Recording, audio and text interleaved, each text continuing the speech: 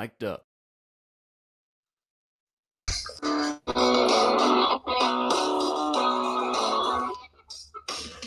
Well, Adam will be right back with us in a second. I'm here now. Hello, everybody. Hello, everybody. Adam, your blank screen. You might need to leave and come back. Turn your camera off and on. There's Adam's picture, and still no face for Adam. I can hear you, but I can't see you, so it's a much better picture than it normally is. Anyhow, this is Yankees Coast to Coast Game 3 postgame. I am visible, and I am Michael Miller, and the big black screen next to me, which is much better looking than it normally is Adam Schneider, who should exit the app and then come back to the app, but he's busy cursing and screaming because the Yankees lost. All right. Exit the app, and come back into the app. Twice. Well, here's the situation, boys and girls. The Yankees lost in extra innings, and we have a boatload of stuff to talk about. Hopefully, Adam will be able to join us, and we'll be able to go and watch Adam as well as listen to Adam today's show. So let's start with the end, because sometimes it's the end and then go to the beginning and then come back to the middle, like they said in The Other Guys. Adam is a big black screen. Is your camera facing the right way? I've blocked out 3 times. Okay. I don't know what to tell you. So here's the deal. Yankees lost in the 10th. Fry hit a 2-run homer. After Weaver allowed a 2-run homer to tie it in the 9th. After Judge hit a 2-run homer in the top of the 8th to tie it, and Soto with a solo shot to give him the lead. Bullpen did not hold the lead. So that's how the game ended, boys and girls. So let's talk about how the game started. I wanted to start with this, and me and Adam were talking about this briefly when he was actually here. Boone has pushed every button correctly going into today's game. I was a big Dominguez guy. He played Verdugo, and it worked. I can't argue with that. There's not much else. I didn't know that Rizzo was going to be ready, and he played Rizzo, and Rizzo has been fantastic. So there's really no arguing with that button that he pushed there either. But let's talk about today's lineup. Trevino against the left-handed pitcher instead of Wells, and Wells has looked awful at the plate. So we just can't have that in the lineup, and that made sense to play Trevino and to bat him at the. Can't argue with that. But once again, our New York Yankees made the distinguished decision, and I'm going to blame upstairs. I am not going to blame Boone on this one. I don't believe Boone makes the lineup. I've said that all season. I will continue to say that. Upstairs decided that they needed to be the smartest people in the world and said, take your hot hitter, even though he has 2 broken fingers and a better fielder, and sit his butt on the bench. And they sat Anthony Rizzo. Why would you sit a hot hitter? That's the big thing that I kept jumping up and down about and saying this is how the Yankees are going to blow it. Sitting the hot hitter and not watching the game. And that's what they decided to do. They sat Rizzo and played Birdie, who can't hit Lloyd Solomon's current weight. Nowhere near Lloyd's old weight, but certainly not his current weight. Adam, what do you think, even though you're a big black screen? I'm not. My son says I'm back, so I don't know what you're talking about. Does your son see me? Yes. I don't. Okay, so then we're good. I just don't see you. I don't know why, but I've gone in and out 4 times. So that's 4 times than your wife has ever heard you say that. Closed it up. You're both good, he said. So we are both on. I don't understand the technology problem. However, I have closed out, reopened, shut off my piece of garbage computer here, and it works fine. Okay? All right, so here's what it is. So yeah, I went backwards, Adam. I talked about how the Yankees lost, just the plays, not the different moves. And then I went back. I said, you got to start at the end and then move to the beginning, just like they did in the movie The Other Guys. So I just went through my thing talking about Boone, and that Boone has made all the right decisions. And then today, upstairs decided that they needed to be the smartest people in the world and sat their hot hitter. And that is exactly where All I'm right. at. What do All you right. think about the lineup today? I thought it was a mistake. I didn't like it. Now everybody is saying, "Oh well," because of how well Birdie played first base. I kept saying at some point or another, it's not going to help us. Um, Birdie looks like a novice at first base. Made a couple of plays that were mistakes that I think hurt them early. I just don't remember if they led to a run or not, but I think that they did. It certainly didn't help them. Then his bat weak. Uh, I just didn't think it was a strong position to put him. I like the idea of moving. I love the idea of moving Dan? Stanton cleanup. I really did, because I have to say my biggest problem here is how incredibly bad Wells is right now, and I'm wondering if Wells is can recover from this. He's in about an 0 for 50. I've never seen anybody this bad. He's striking out about 58 to 60% of the time. Every time there's a pitch up and in, he misses it. He can't lay off of it. I think they're in bigger trouble for having that. I don't know what to do with this guy. And then the problem is it really puts them in a terrible position because they do have to play Trevino, who looks terrible, who can't throw, and that hurt them too. Well, So I got a let's go lot back. of. Let's go back a bit. So Birdie on defense. Listen, the two balls that he missed, the line drive that went off his glove, he didn't miss that because he was playing first base. He missed that. He shouldn't be missing that. He's an infielder. That's a Yeah. line drive. He's got to catch it. And the Yeah. other ball that he missed, he should have had it as well. It Darling was is a ground talking ball. about it. First base mistakes for novice would be footwork, which potentially coming off the bag after holding a runner, maybe the grounder, he gets a little bit of that hurt us. But the line drive didn't hurt us. And, he can't hit. And you took out your hot hitter.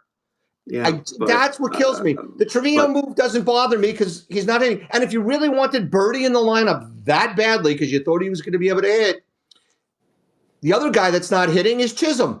So why not put Birdie at third base and leave Rizzo in? Yeah. It just upstairs totally screwed up the lineup. And then again, they've got these guys, and they'll say, well, because they're exciting and they can run on the bases, and they put them on, and they don't do anything. They don't move. Well, I mean, I know you have talk about that as well when we get through the game. You're much more conservative on stealing than I am. I well, think when they were down, every time. when they're down 2 runs, you don't run. I just don't. I don't think you run. Obviously, I was all over Volpe needed to be running. Not that he did a smart thing when he took off for third, but to me, the Yankees had these guys dead to rights in the first inning. Yeah. Once again, they had 2 guys on in the first inning and did not score. Mm-hmm. Great at bat by Torres to get the walk to start the game. Soto, after that whole fiasco with the pitch clock, hit a ripper to left center. The guy made a nice play. Judge gets up and whiffs. Stanton walks, and up comes Chisholm, and he looks lost. So, but then the Yankees got out of the bottom of the first inning. The question was, did Judge wake up after he hit that home run in the 8th inning on game 2? Well, he wakes up in the 8th inning because he hit a home run in the 8th inning again today. And then the question was, did Jose Ramirez wake up after he hit a home run? Well, I will say this. Ramirez had great at-bats the whole game, whereas Judge had 1 good at-bat. And Ramirez looks like his bat is waking up because he's having good at-bats. Yeah, I thought there was something. Did anything look... First of all, Class A has the best cutter probably since Mariano Rivera.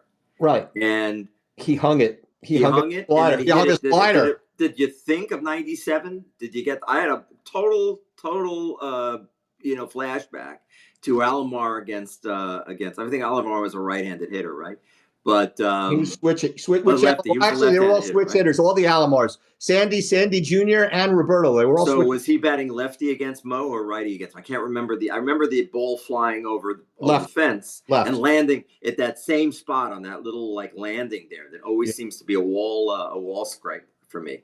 It seemed like both the Yankee home runs tonight were the wall scraping kind, which is not the way you usually see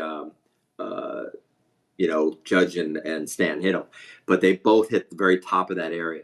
But it just reminded me of that so much. But it was, all right, let's call it. It was a great game. Great playoff baseball. Did it end the way we want? Absolutely not. Actually, we have Terrible. a caller that somebody left us a message. Let's listen to Mr. Webby. I know you guys are Yankees fans, but that was fun to watch. Great playoff baseball. It's something that will always be remembered by Cleveland fans. The Yankees are still in the driver's seat. Game 4 is a bullpen game for the Guardians. Gavin Williams was 3-10 on the season, so I don't expect to see him go more than an inning or two. The Yankees went through that Guardian bullpen, so they're looking solid for the next game. Well, Thank you, Webby. the Very Guardians nice went through thought. the Yankee bullpen. I just don't know. The way the Yankees hit, I just don't. It's just incredibly difficult for them to get anything done. Well, they get listen, a lot. They don't do much. Everything is a mistake. Everything is a lucky extra base. There's the mistake again with Volpe getting lucky at third. Well, let's go back now. Wait, so I want to go into the second inning. He was talking about getting lucky, right? So Birdie had his awful at bat. Volpe had a great at bat and got a walk. Verdugo hit that ball to left. Hit that ball to the outfield? He was lucky as hell. He should not have been going to second base, but he got there. Somehow or other, Trevino gets the hit, and it's first and third. And if you can explain to me how Jose Trevino gets picked off, that's beyond unbelievable. First, Verdugo gets lucky, and then Trevino, where is he going? I am faster than him, and I might as well be running backwards when I'm going forwards. That's how slow I am. As I said, it set off a lot of laughs with Lloyd. Thank you for participating. Our dear catcher, our portly catcher, suddenly thinks he's got legs. Husky catcher. Our husky. He used to be a fat catcher. Now he's a husky catcher. But it was mind-boggling to me. I was screaming at the TV. If Chisholm gets picked off, or Volpe gets picked off, or anybody who can actually run gets picked off, okay, maybe he was running on first movement. Where is Trevino going? He's not running. It's the most asinine thing. But this thing, they've really got to stop with this running on contact thing. They didn't do it today. They didn't do that today. They did that today. That's what happened to Volpe. Didn't Volpe get caught in the right? No. I know what Volpe did. Volpe did something that still doesn't. I know we keep jumping ahead, but I hate what you're doing. I think we should just talk in emotion. Get it out. Get it out. Get it all out. But the whole game was the same problem over and over again. Terrible base running. What was Volpe doing? Did he actually think that ball got through? First of all, the second base. You can't just, Adam, you got to explain to people what happened. Volpe's on first base, and he goes to steal second base, and Jimenez makes a great play in the hole, and instead of throwing the ball to first base, sees Volpe take off for third, so he turns and he throws the ball to third base, and Volpe gets in a rundown that the Guardians totally screwed up, because all Ramirez had to do was run Volpe back to second base, and for some reason he didn't do it, and Volpe runs through Ramirez, who drops the ball. Who never had the ball. Right, he had it as a snow. He had it as a snow cone. And Volpe ran through it, and he knocked the ball out of his hands without barreling into him and without pulling an A-Rod elbow. And then the best base running of the day, Verdugo made it all the way to second base. That was great, and they had second and third. It was fantastic. Okay, and what happens next? They don't do anything. I mean, that's what I mean. They have not. They had a two out RBI single this year? This in the playoffs. Going back, I mean, how are they freaking up 2-1, won the other series, and have not gotten a 2-out RBI hit yet? How is that possible? Listen, they're getting nothing out of Judge. Well, they got these 2 homers out of Judge, but you know what I'm talking about. It's just unbelievable. It's just, to me, the team, and I feel so bad because I know they could win it all, but they make it so much harder than it has to be. So what happened was Wells struck out, so it was still second and third. Of course. And then Torres had a great at bat. Had a sac fly. All right, I want to talk about that. Let's talk about that again. That was a great baseball moment. I'm watching it with Joanne. And Joanne's, a fan. She likes it. She's happy that I'm enjoying it, but it's not like something that she cares deeply about. But I just said, I stopped the game and I said, I want you to understand how great a moment this is for baseball. Well, this is why I always feel bad for people who don't get it. Um, it's you've got you've got the man on second, man on third. You got one out. You don't want to walk at that point. Walk Torres because you've got the world's best eye coming up right after, Right. and you can't do anything to him. You can't walk him because then you score the run. You can't. But you got to pitch to him. And you're thinking you've got a 3-2 pitch against this guy. Imagine what that pitcher is thinking at that moment. What do I do here? I've got to throw the perfect fastball. I've got to throw the perfect pitch at this point. And what does he do? He throws a perfectly good 3-2 pitch that Torres does a great job with. Hits it nice and hard, straight up in the air to center field. Did a good job, got the run in, right? And he got the rare thing. Yankees actually take second to third base. They take third base on a fly ball. So Right. they're in a good position at that point. For what? For what? Mike, are you listening? Yes, Soto struck it. No, but what position are they in there? They're in Man third on third, base, 2 out. Man on third, 2 out, up 2 runs. And what do they need to get? Well, they needed to get a base hit because it was 2 outs. A 2-out hit. Something Yeah, but they that was never do.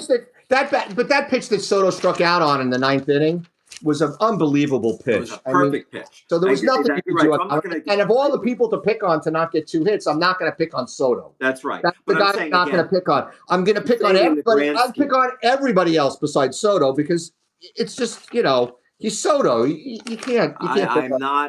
I'm saying in the grand scheme of Yankee baseball, that is what you have to expect to happen. They're not going to get the run.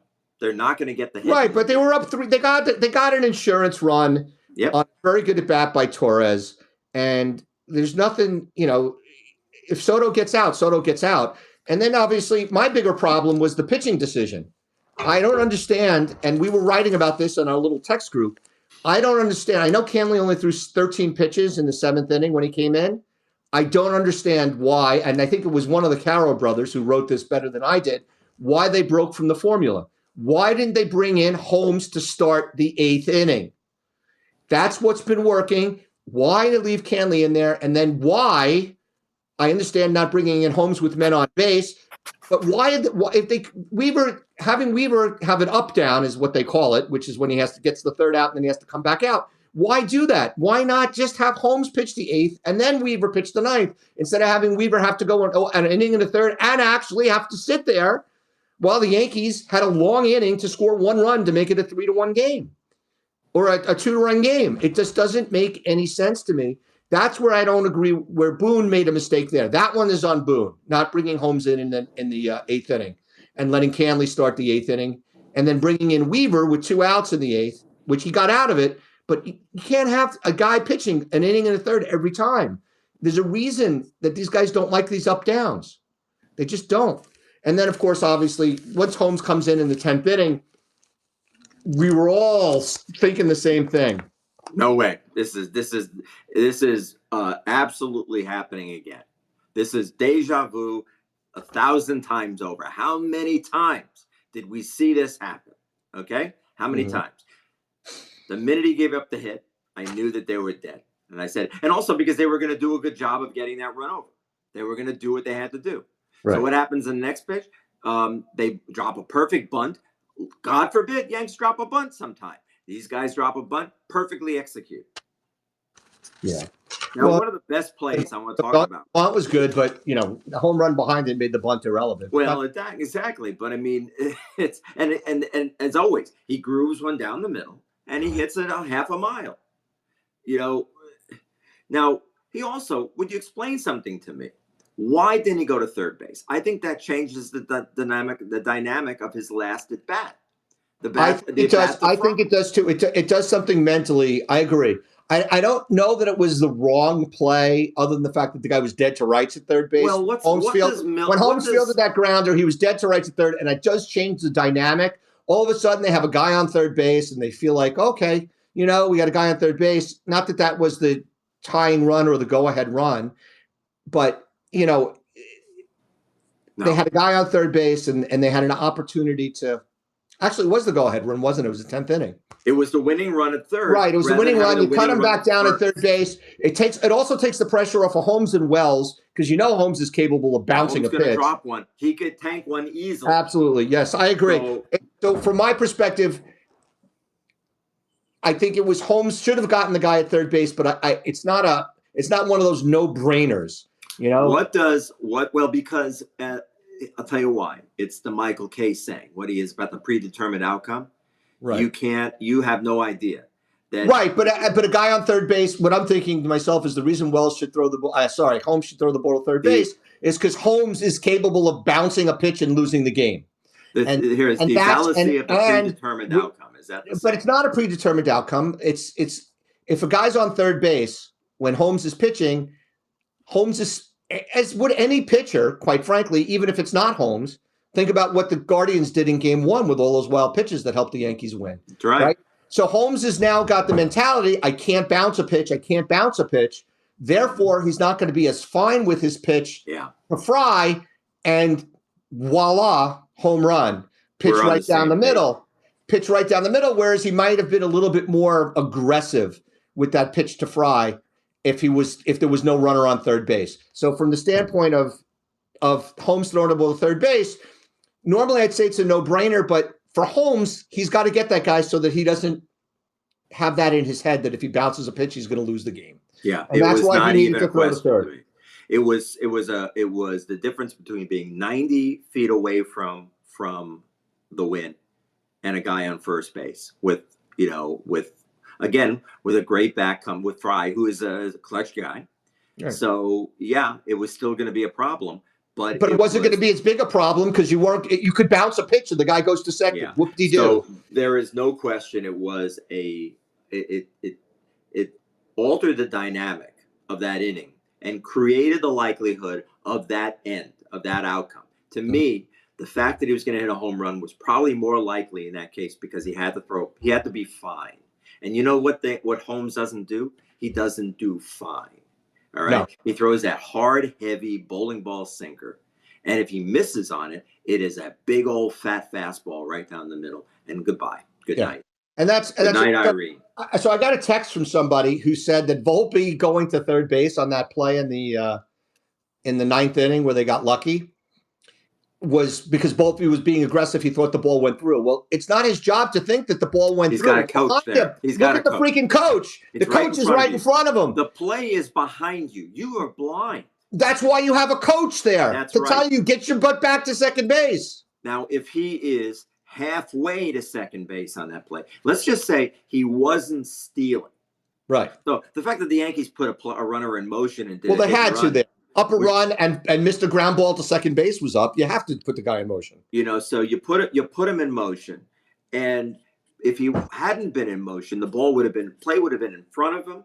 He would have seen that it hadn't gone through, and he wouldn't have made the big turn. But because of where he was, you're right. He's absolutely lined up to the coach. He can't see what's going on behind him. The play is over his right shoulder at that point. He can't play over his left shoulder. It's even worse. He's turning the bag. He can't. He'd have to do this and pretty much see where it was. He shouldn't be noticing that. He should be picking up the third base coach, who, by the way, I think Rojas has got to go because I'm sick and tired of this thing that he's doing. He's been doing this all season. Well, I can't see you, so I can't tell you. He's confusing half these guys. So something is wrong with the way they're handling third base coach. And I know nobody's going to admit it because they always support one. You know what? The third base coaching has been horrible since Phil Nevin. Yeah. But bad. What's funny though is who's in charge of base running for the Yankees? The base run. You said it best, I think, earlier in our text string. You said the Yankees don't do the little things well, and I wrote back the Yankees did the little things well when Showalter was the manager, and slowly but surely, once Torrey came in, the little things no longer were good. During Girardi's entire era, the little things were no good, and now still the little things are no good. So they're bad base runners. They're bad base runners. They're bad at bats. It's just they don't do the little things well, and that's an organizational problem at this point. All right. So it's been 29 years, going on 30 years since Showalter played was the Yankee manager. So in those 30 years, they have gotten this. They've progressed to the point where all they care about is the bomb. They're all they are. They're all they're about. It's waiting for Judge and Stanton, and that's the game. There it is. And they waited for them tonight. They did a beautiful job getting them in there, but everything else sort of falls apart. I just don't see it. Well, they're not. It's in the playoffs. They're not. They haven't hit in the playoffs in years. And Right. you know, Stanton's hitting. Volpe's having great at bats. Torres is having great at bats. Judge is outstanding in the 8th inning. But All right, so really, there's a lot of stuff. Rizzo's been really good, and they sat him. So I don't know what's going on. It's just they don't hit in the playoffs because they don't hit good pitching, and that's the bottom line. They still don't hit good pitching. But you got to give credit to Torres. You got to give credit to Volpe. You got to give credit to Stanton. And Soto is still so. I mean, Soto's the same now as he was during the season, which is great. There's nothing you can really say about Soto. Every at bat is must-watch TV. Every at bat, he doesn't give away at bats, whether it's the first game of the season or game 3 of the American League Championship Series. He just does not give away at bats. So Soto was fine, but these other guys they disappear. Yeah. They disappear, and it's just terrible. I mean, even the guys, even Ron Darling was saying, and he's not a hitter, he's a pitcher. Judge is completely opening up, and he just got a pitch that was over the middle of the plate, so he was able to crush it. Well, he did what he does, which is when he's hitting well. Yeah, but he was wide open. A pitch hit his bat. I don't that right side. If he can go. Yeah, but he didn't do it on purpose, Adam. Right. That's the whole thing. Is the pitch was in a bad place and he hit a mistake, which is good. You have to hit the mistakes. Yeah, you have to hit the mistakes. Yeah. You have to hit a mistake. There's no ifs, ands, or buts. But you got to hit more than just the mistakes. And all he's doing right now is hitting the mistakes because he's flying open. Stanton. The next at bat, when Stanton was up there and he swung at that first curveball low and away, I was like, oh no, Stanton could be losing it because that's the pitch that gets him. And then they threw another pitch just like that, and he took it. He laid off. And I was like, okay, good. And then he hit the home run. So good for Stanton. He's still locked in. But you know, some of these guys are having such bad at bats.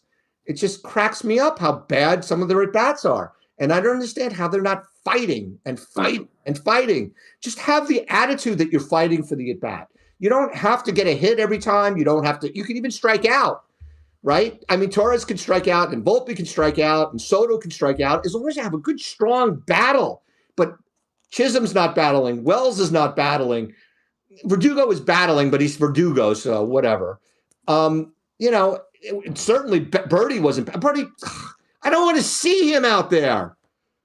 I just don't want to see him. Not his defense. I don't want his bat. Don't hold back. Let it. It's not even his defense because I really don't think he's hurt them severely on defense even today because he's playing first base. He hurt them on defense because he was bad, but not because he was a bad first baseman. It's just that he was bad. And why do you think Rizzo came in and missed an easy ball? 2 of them actually, but that's beside the point.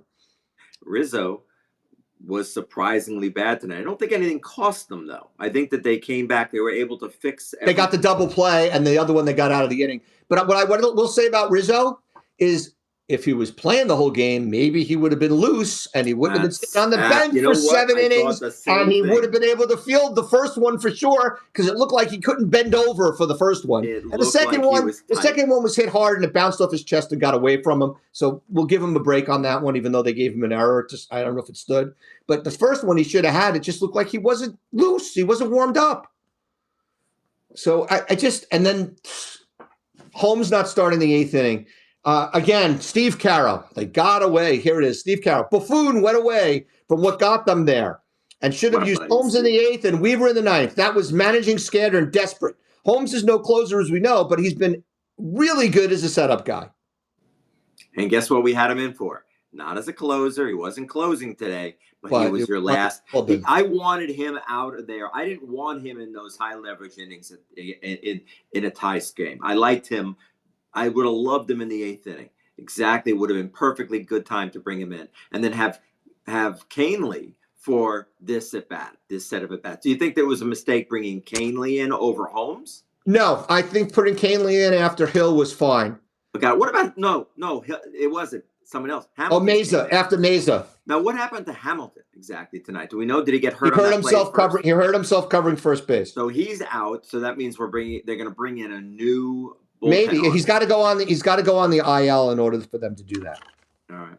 So all right, that'll be so again, and once again, as much as it pains me to say, and yes, one of the Cowell brothers jumped on me before Judge hit the home run when I wasn't saying Judge wasn't going to perform. I said, how many times can Judge get up in the clutch? It's got to be killing him that he hasn't come through, because he didn't come through in the first inning. He didn't come through in the sixth inning, and he came through in the eighth inning.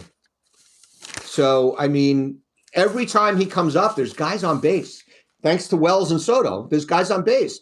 If he was just being not even MVP Judge, but 270 Judge with a 40 homers and a 375 on base percentage, instead of 167, 389 slugging Judge, the Yankees, they would have won this game too, easy. They would have pounded them in the first inning. I mean, I'm not saying that they should do anything different with Judge. He should be batting third. He should do this, but he's got to come through. Well, he came through in a major moment. I want to ask you a question. Can I ask you something right now? No, don't ask me anything. Of course. That same at bat. Which one? The home run at bat? Judge swings badly in the first two pitches. He's late. He fouls one off, and then he swings through one. He fouls one off. So he's down 0-2, I think. Maybe he's 1-2 when he hits the home run. I don't remember. But would you have rathered him strike out and lose this game 3-1? Or do what they did? Never. Because do you think it? So you're happier. You would rather them have gone through this horrible, painful loss after the exhilarating return to the lead. You're better with that than a 3-1. I'm not sure. I'm better with that because Judge came through with a home run, and maybe there's a prayer that he wakes up, and that's better for the long term. My feeling is that my bigger problem is I think it might wake up the Guardians. The Guardians now have a tremendous amount of excitement and confidence coming in. Would it have just been a boring, 3-1 win, typical win, we did a great job? I know this is dumb. This is a dumb conversation because it didn't happen, but I like to think about it this way. They lose the game 3-1. Everybody goes home. Oh, well. Instead, we go home after this incredibly painful loss. What do you think? I think it probably gives the Guardians a lot of love, a lot of excitement, I think that it does do that. I agree, but from a and the big negative to me is that Weaver has allowed home runs in back-to-back games. Yeah, and that's not good. But the big positive to me is Judge hit a home run in the clutch, and the Yankees showed that they can get to these good bullpen pitchers on the Guardians. And what happens to these guys tomorrow? What to Webby's? Well, the only guy they haven't been able to hit at this point is Smith. They got to Clase, they got to Gaddis. They got to their eighth and ninth inning guys. They didn't hit Herron, but I'm not, Herron lefty, but whatever. But they haven't gotten to Smith, who is unbelievable. I was surprised. Clase had 74 innings and only 66 strikeouts this year. I thought he was more of a strikeout guy. But so from my perspective, there's negatives and positives. I do think what you're saying is a big, big, big negative. Don't get me wrong. It's a big negative that Weaver stunk. Holmes has showed that he can come back from stinking and go back into his setup role and be fine. I'm less worried about Holmes allowing the home run and what impact it's going to have on him.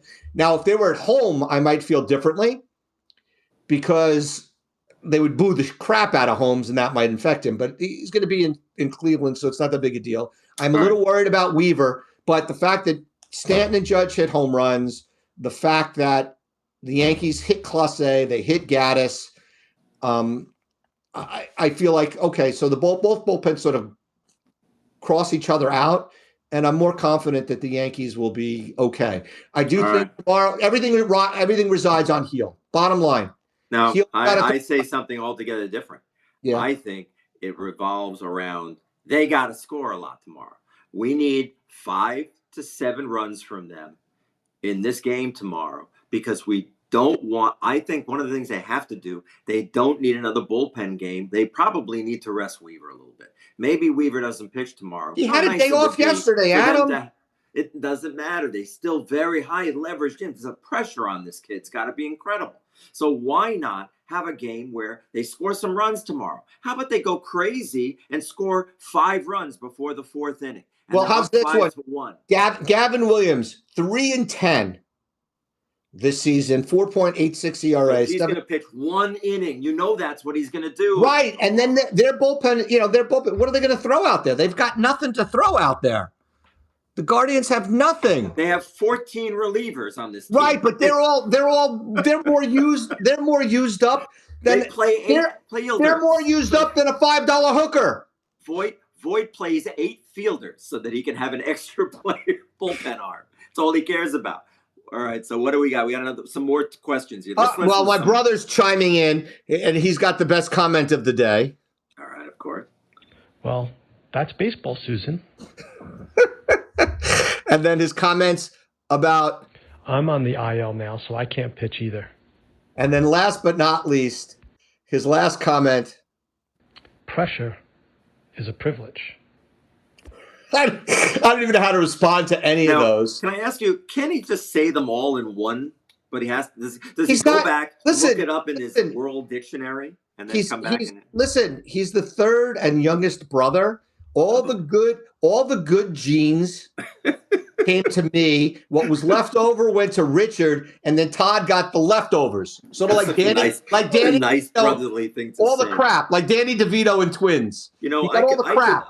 I could spend 1,000 years with my brother on a podcast, and he would never say something about me or I about him that you just said.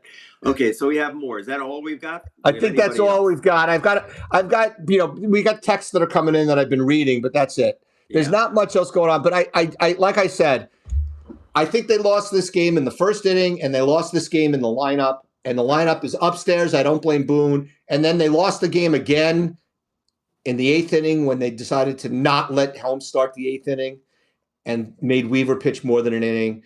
All right. Obviously, wait, we got another comment. Here we go. There we go. Todd's, he's going to take a pot shot at us. There we go. I make those comments after each one of your comments. Plus, if your app worked better, I could actually not keep jumping off the app, so I could keep adding things to it. And I do it this way because it annoys you guys. Because, I like annoying my older brother. See, there you go. How about me? What's your excuse for me? I never did anything to you, Todd. You didn't get him in the lineup. He didn't get to play a game all season, and he blames you. I pushed for your brother. I wanted on that team. It's because of our ridiculous, coach. So listen, he just had shoulder surgery. And guess what? His shoulder surgery was as bad as my shoulder surgery. He had all of the same damage, including the torn bicep muscle. Nice. So he's in bad shape. So I don't know. So next year, good luck with him. Well, that's baseball, Susan. But I want to ask you, okay, so the keys to tomorrow, in my opinion, and you give me the keys to tomorrow. Okay. You're saying it's about heel and the pitching. I say it's about an explosive offense to take advantage of this bullpen game, and hope to God we don't have to see Class A again, because he ain't going to do it again the second time. Well, it'll be the third time. It'll be the third time. I think it comes when down. Did he pitch again? He hasn't pitched yet, has he? No, but he blew a game. He blew it in the Detroit series too. That's another world. I'm talking about it. He's not going to do it. He's definitely not going to do it 3 times, but he's not going to do it 2 times against the Yankees. Well, I say you got my keys wrong. My keys are heel, has to be good, and he has to go.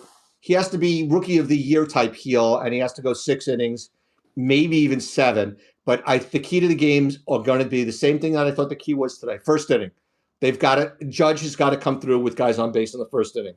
Yeah. I'm going to assume that this guy that's pitching, this Williams character or whatever his stupid name, the Yankees got to jump him, and they have to have a smarter lineup. I mean, Wells has to be back tomorrow because it's a righty pitcher, but not batting fourth. No, I have news for you. You know who I bat fourth?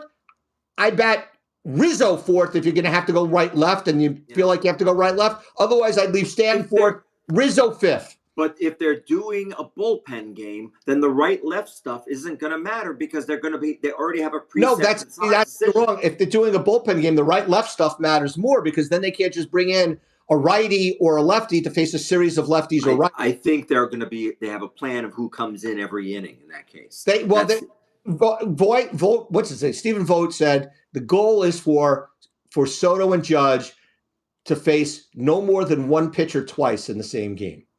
So they don't want those luxury. That's what the luxury that they have that they want to do. Now the Yankees are in trouble because if Heel is bad tomorrow, you know who's coming in out of the pen, and he's not a bullpen guy. It's Stroman. And so that's going to be challenging. He hasn't pitched in a month, and he's coming in from the bullpen, which he's not a bullpen guy, so that's always a wild card. So, but I think it's Heel and the first inning. All right, I say it's all about explosive offense, so that we don't have to see more of their bullpen. Well, I do not want to see that bullpen. If Heel stinks, they have no choice but to have explosive offense because the Guardians are going to score a ton of runs if Heel stinks. Yeah. And Heel has to be really good, and hopefully he isn't over. Like I'm afraid Heel is going to do what Rodon did in the first game that he pitched in the playoffs.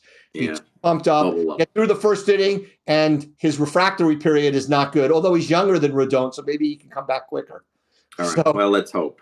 Okay, I have to go. We all both have to go. It's our end of our post-game show. We are all frustrated, and we are all maybe looking forward to tomorrow. What time's the game? Is it a normal time? Oh, what's coming? What are the Mets doing right now? I have no idea what the Mets are doing right now. I can look though. The game tomorrow, the Yankee game tomorrow is at 5:08 Pacific. Oh, the Dodgers are up 5-2 in the fifth inning. Yeah. And the Dodgers, who's pitching for the Dodgers today? It's Yamamoto. It's 5-2. So I would be. So they hit Quintana, who's been great. They really hit him. Oh, he walked a lot of guys too. Quintana had 4 walks and 3 1/3. 4 walks and 5. Shohei led off the game with a home run, and I got to tell you, boy, Mr. And he has 2 walks after that. All right, then I'll let him hit anything, and then Mookie doubled in 2. So anyway, it's good luck in prison, and arrive home safely. What does that mean exactly? It's a line from Arthur, the movie Arthur, the original one with Dudley Moore. Who says, it's Gielgud. Sir John Gielgud. Gielgud says that now. Yes, Gielgud. Right after he says to Liza Minnelli, normally you have to go to a bowling alley to meet somebody of your ilk. And then as she's leaving on the bus, he says, "Good luck in prison." And he another great line that I've used 10,000 times in my life was alert the media. I use that one all the time too. I love it. And when he says, "Should I watch the royal dick?" No, shall I wash your dick, sir? John Gielgud won an Academy Award for that role. All right, great. But pre-90s humor, as my son said. By the way, I really have decided I absolutely have to to sit my son down to watch a full 2.5 hours of Stripes. I have decided after our last conversation that I want him to see Stripes in full. Stripes, I would say Stripes falls a little bit apart at the end. They're going into Czechoslovakia. I never liked that. It's like going to Wisconsin. I got my ass kicked once in Wisconsin. Exactly. Yeah, man, it's like when Hulka saves the day. I'm not excited. He's our bestest big toe.